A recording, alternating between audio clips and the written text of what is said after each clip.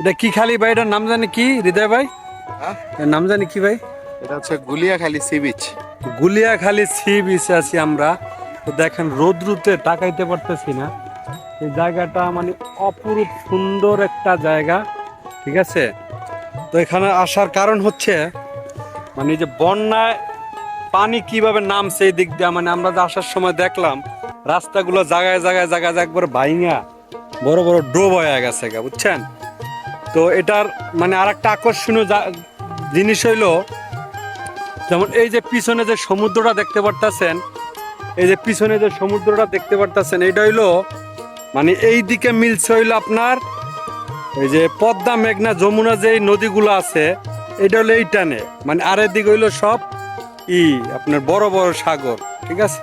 মানে বঙ্গোপসাগরে যে নদীগুলা মিলছে, যেমন আমরা এক এক দেশ থেকে নদী দেখি, যেমন আমাদের বরিশাল, চাঁদপুর,